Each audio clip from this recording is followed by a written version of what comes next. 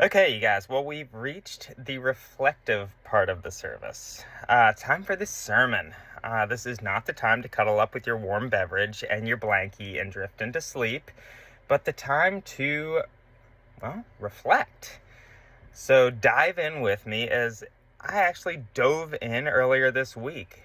During a little surfing lunch break at Steamer Lane the other day, I was drawn into this deep philosophical conversation by a wise old soggy swami amidst a lull in the waves.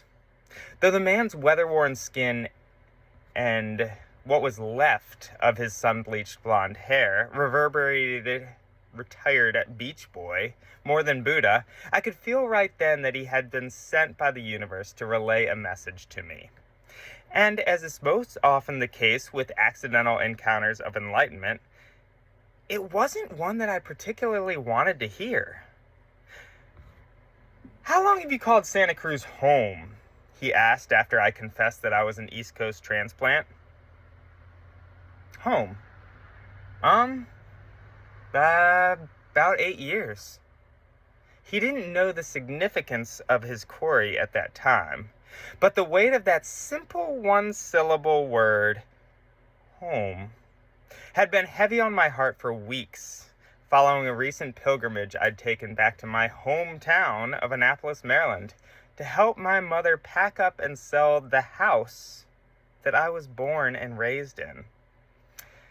"You don't sound too confident," the man replied, well aware of my apprehensiveness. "I'm curious.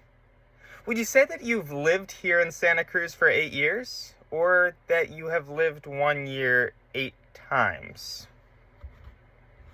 With a quick wink, he then proceeded to paddle his way right into a perfect little wave, leaving me waiting, literally and figuratively, in an ocean of introspection, on the shores of a city of which I had resided in for nearly a decade, but I had never truly accepted as my home. I managed to catch a wave of my own in his wake, and the paddle back out gave me a little time to ponder life, the essence of home, and my recent homeward bound goodbye, all the while humming in harmony with good old Art Garfunkel. I'm sitting in an airport station with a ticket to my destination on a tour of Sunday morning stands, my suitcase and guitar in hand, and every stop is neatly planned for a preacher and his canine friend. Homeward bound. Yeah, I wish I was. Homeward bound. Home where my thoughts escape, and home where the music's playing, home where my love lies waiting in East Coast humidity. Well, I might not have taken the railway, but I'll never forget what it felt like to sit in that airport terminal, knowing that those words, homeward bound, would never be the same.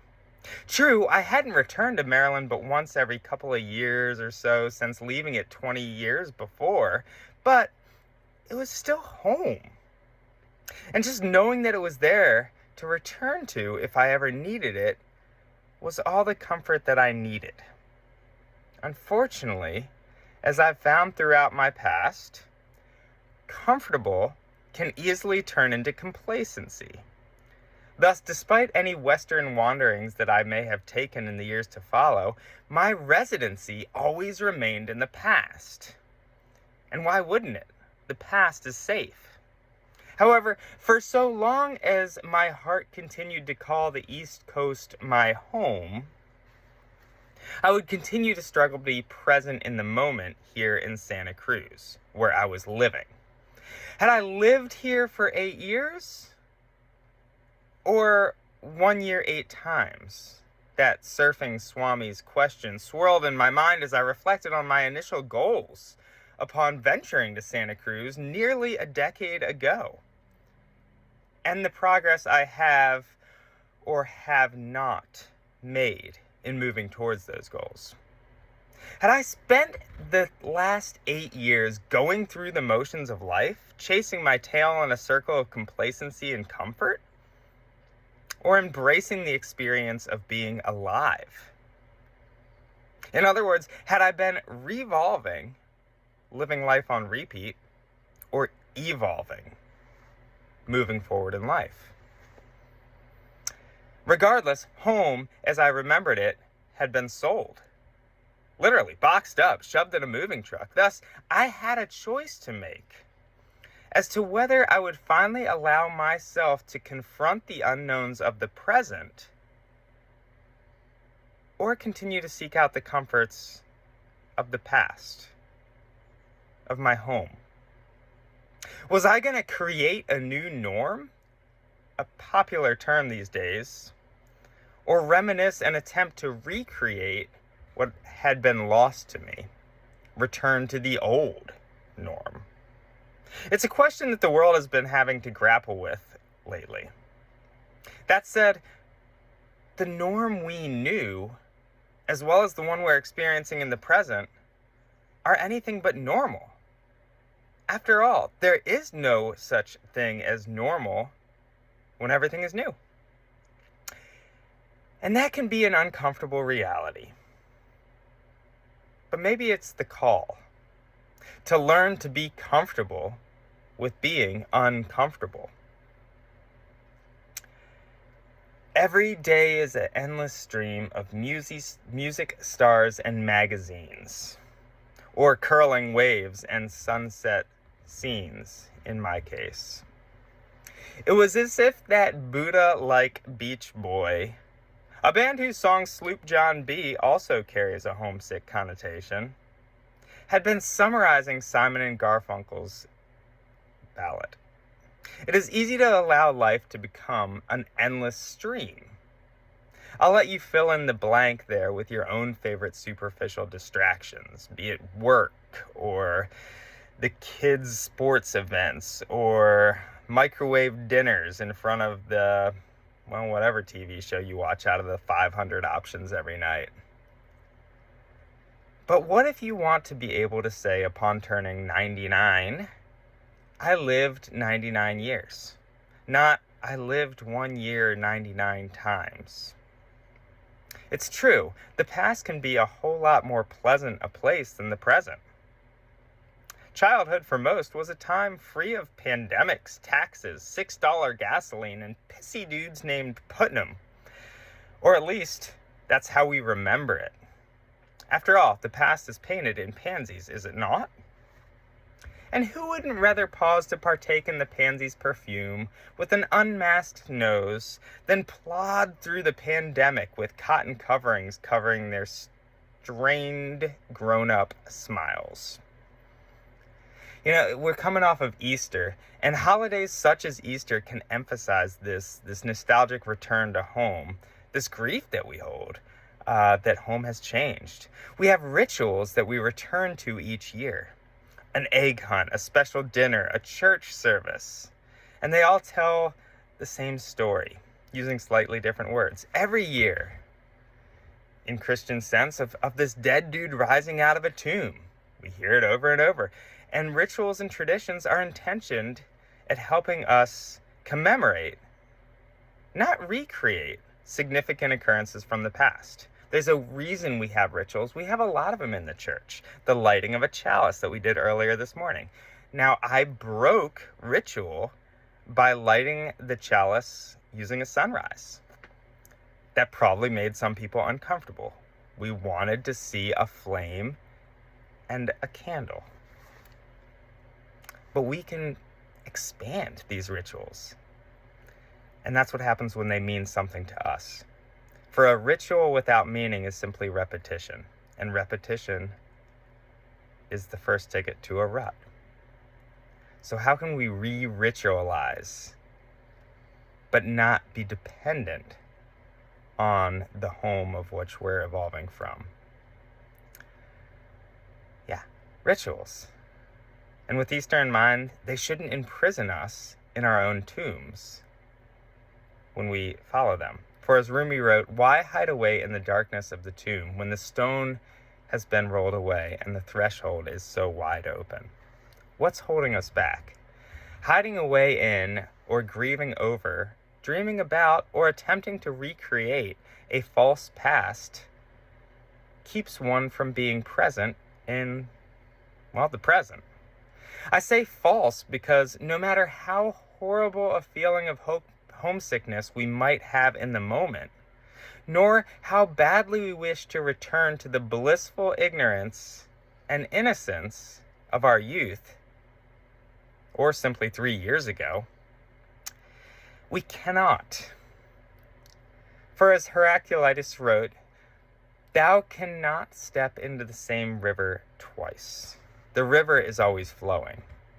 Are we going to flow with it? And looking at that river in the past, do we really want to step into the same river again? Were you truly carefree and happy 2 years ago? Was there no violence, discrimination, social isolation, hunger, injustice, war, poverty, loneliness 26 months ago today?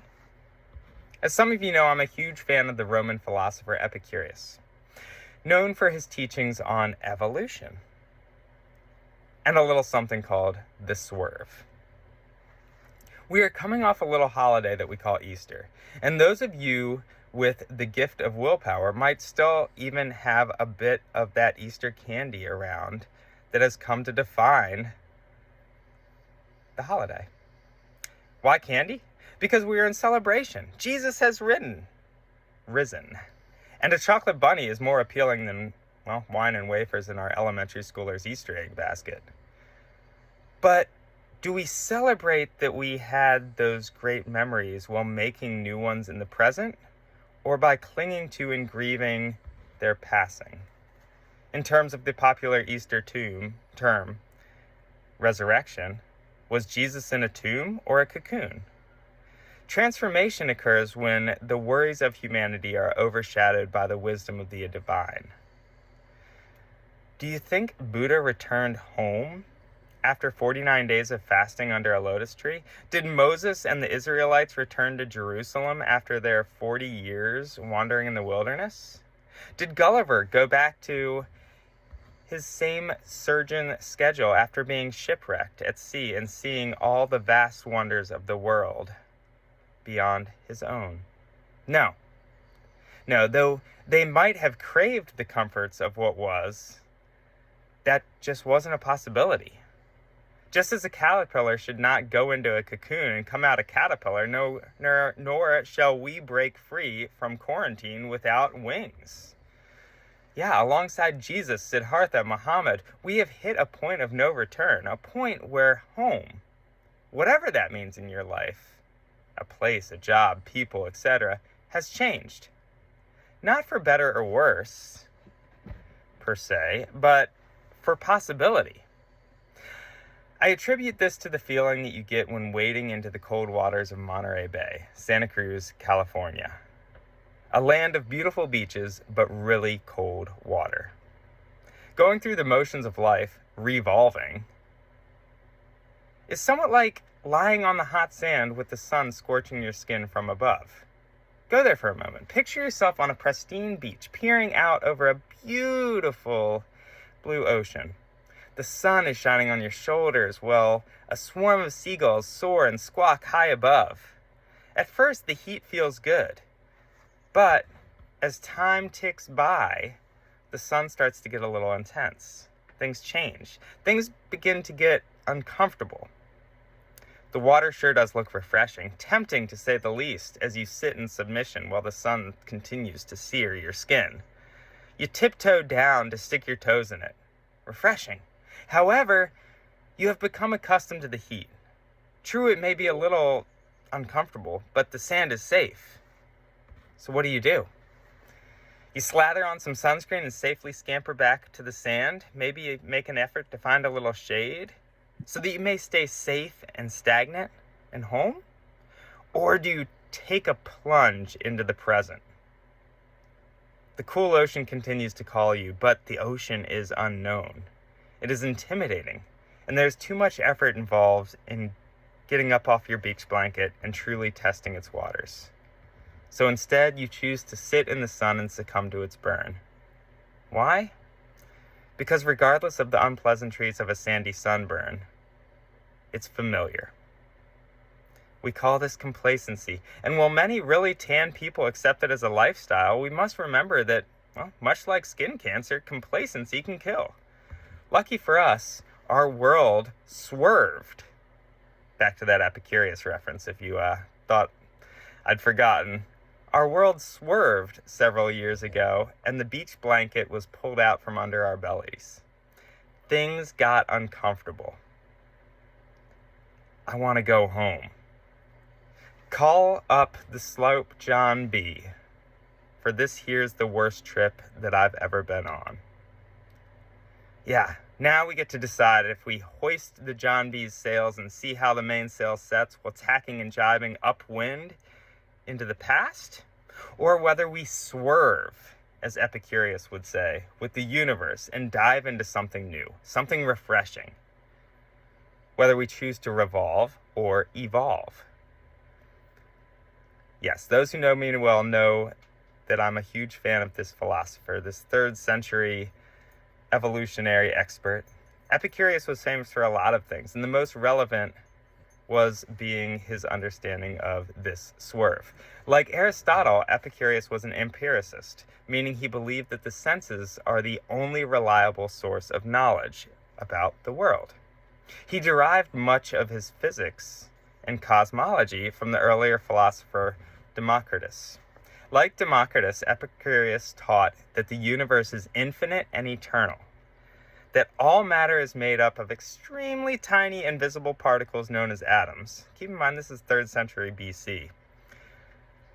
All occurrences in the natural world are ultimately the result of these atoms moving and interacting in empty space.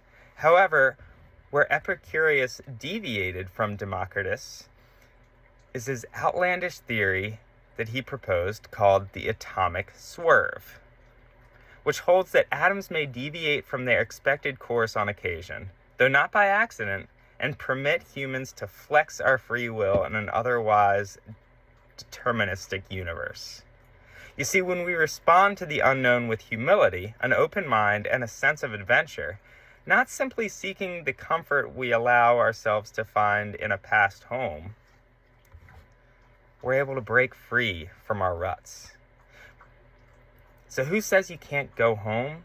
Well, nobody. You certainly can. But let's redefine what home is. And let's not let it hold us back, but serve as a jumping point to be the foundation of a beautiful future. You can always return to your place of comfort, just as long as you don't hide away in its tomb. Happy homecoming, my friends. Amen.